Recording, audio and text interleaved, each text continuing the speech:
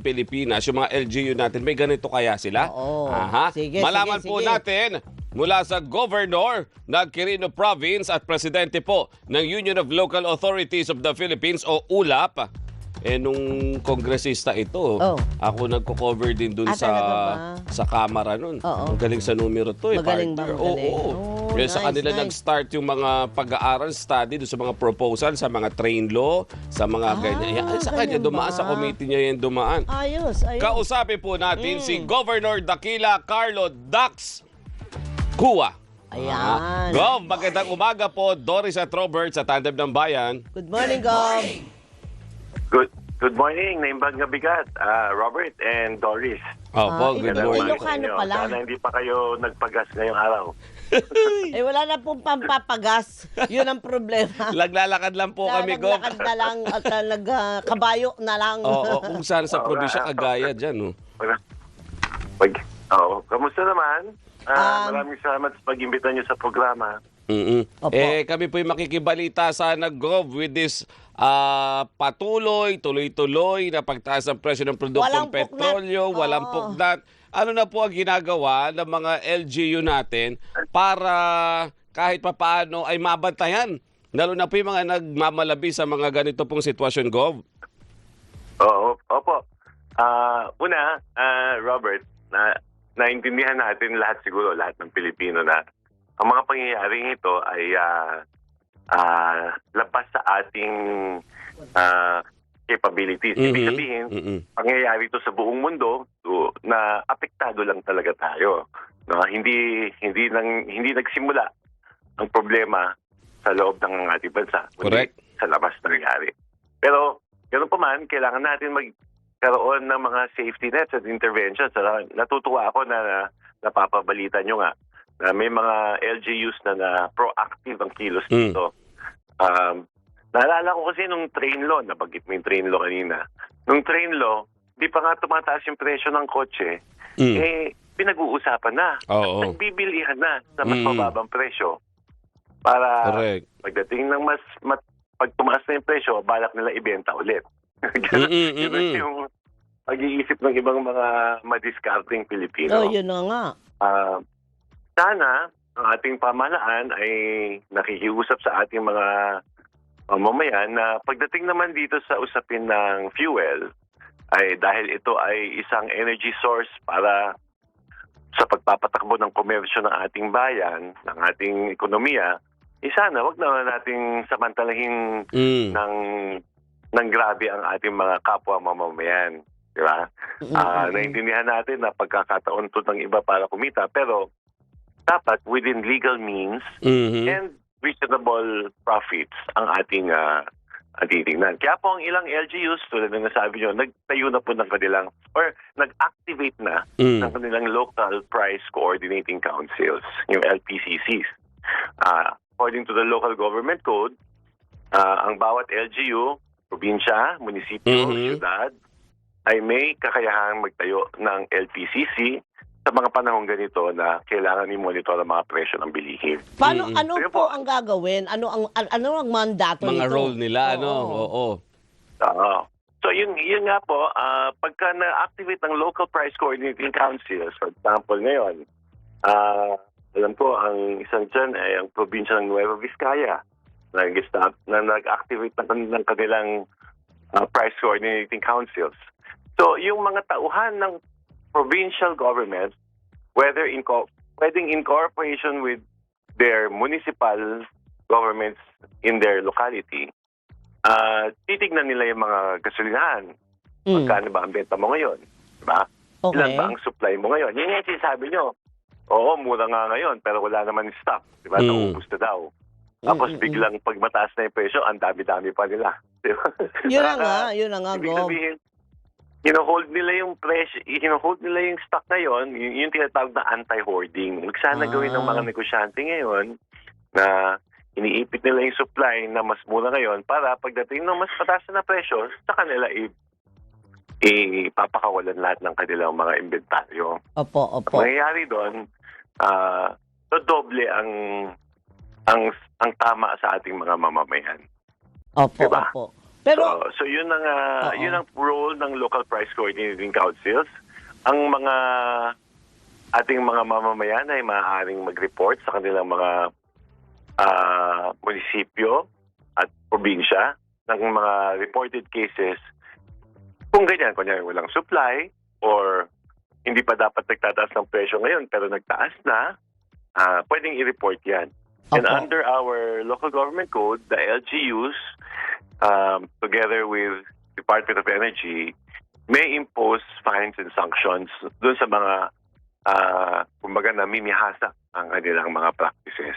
Opo. Ano ho ang kakaharapin na sanction nitong mga kumbaga ay maglalabag Oho. doon sa kung ano man ang mandato nitong Price Council? Well,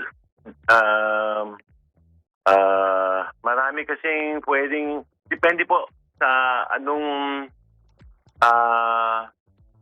kasi kung sa mayor, kung sa munisipyo mo i-file, pwede Oo. nga yung mayor's permit ma-revoke. Ma-revoke. O yung permit to operate ng Okay, isang okay. negosyo, pwedeng ma-suspend. Pwede rin magkaroon ng penalties. Mm-mm. Depends kasi on what cases will be filed after the investigation.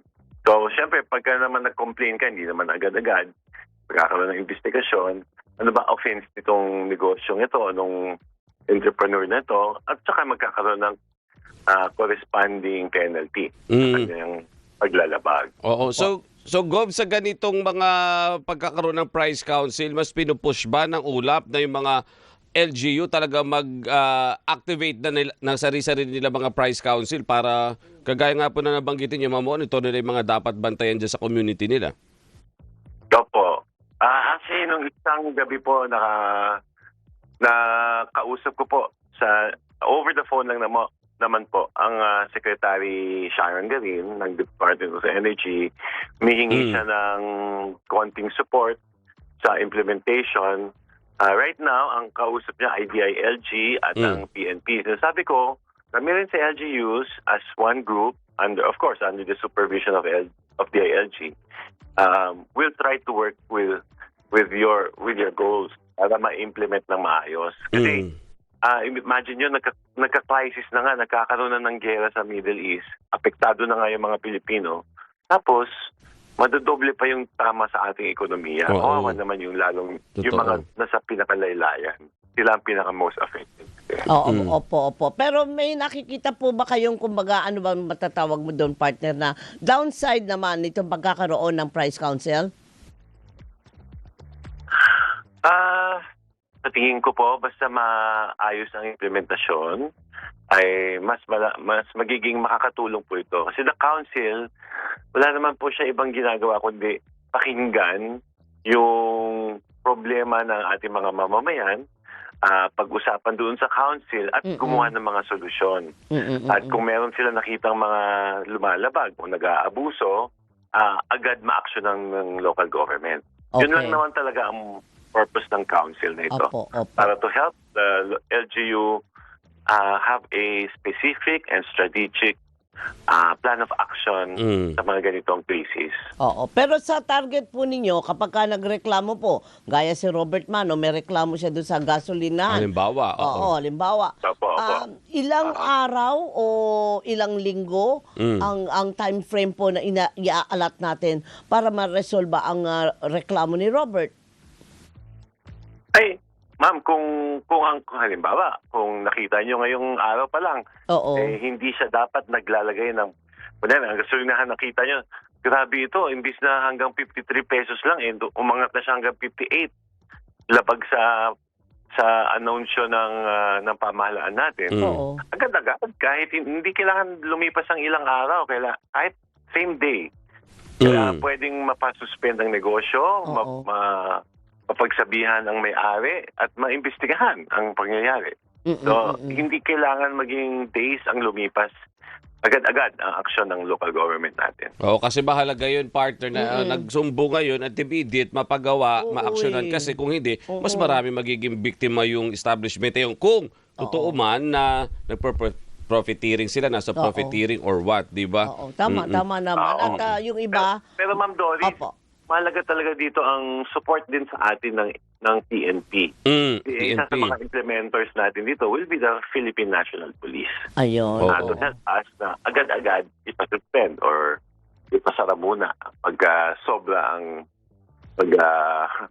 ang pamimihasa. Opo. Kasi hindi po tayo makakakuha ng sinasabi niyong ganyang kooperasyon kung makikita ng mga nagrereklamo. Hindi naman ako inaksyonan.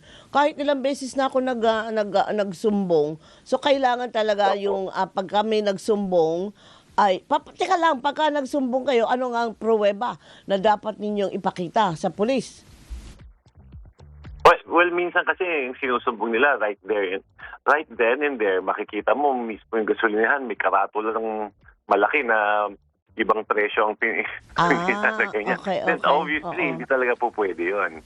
Mm-mm. Hindi talaga pwede siya lumabag dun sa price cap na binibigay ng ating pamahalaan. And So then, yun mismo, yun na ipruweba. At kung nakikita yun in plain sight, then the evidence is clear na pwedeng may nangyayaring labag sa batas. di ba? At yung Gov, doon naman sa yung iba po nag-start na yung 4-day work week na tinatawag. Oo nga pala, no? Sa coordination po sa inyo ng mga miyembro ng ULAP, kumusta po? Ano po ang naging strategy nila Yan. para sa ganito po? Alam mo, well received yung 4-day work week.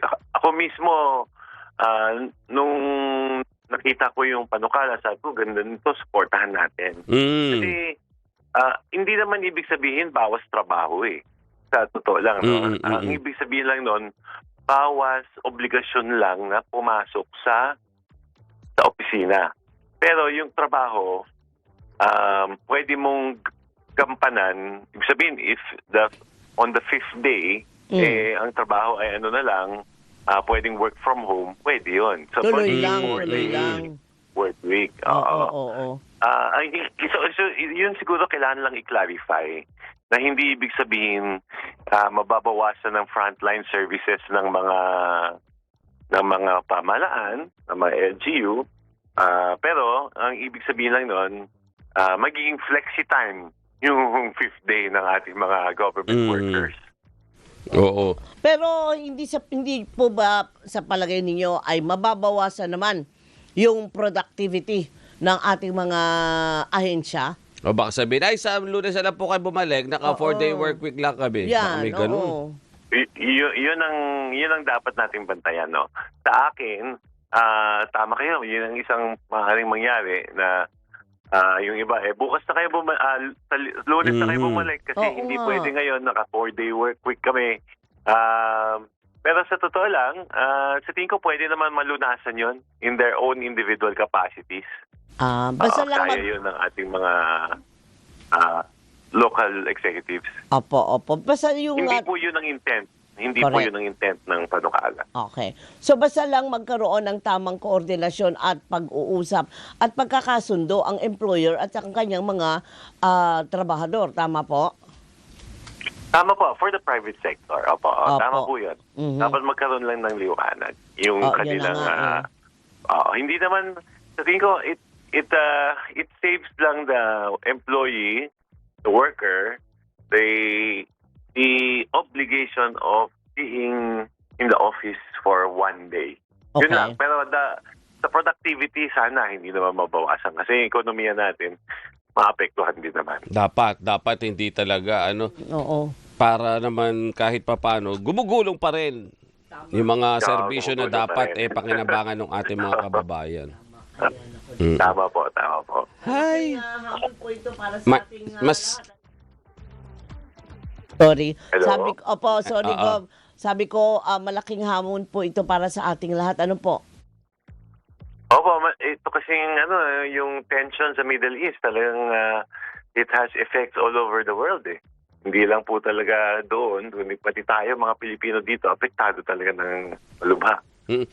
Ang crudo kasi is still one of the main energy source of our economies. Kaya talagang malaki epekto. Gov, dito sa nangyayaring ito ngayon sa gulo sa Middle East, maapektuhan din ba? Di ba usually yung mga projects ngayon dina-download na sa mga LGU? Ay, oo Di ba? nga. Oo Yung nga mga pala. LGU na capable na gawin, magawa ng mga Oo. paaralan, ng mga infrastructure, ida-download na sa mga LGU yung funds dyan. Maapektuhan ba ito? Magkakaroon ba ng medyo hindi Kabawasan. kakayanin Oo. yung timeline, mas hindi makakagawa agad-agad o matatapos agad-agad yung mga proyekto? Ang nakikita kong problema dito, Robert, dahil po sa presyo sa gulo sa Middle East, maaaring magbago ang mga presyo ng crudo. Yun lang ang nakikita ko, hindi yung kasi so that means yung presyo ng crudo sa Pilipinas, expect natin magbago. Kaya nga po may mga price hike na nangyayaring ganito, kaya may price watch.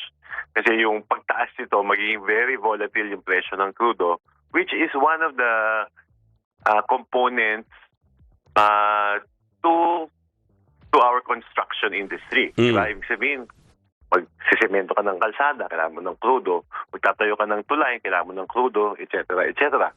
So, lahat yun, the costing of our projects generally will be affected by the movement of prices ng crudo globally.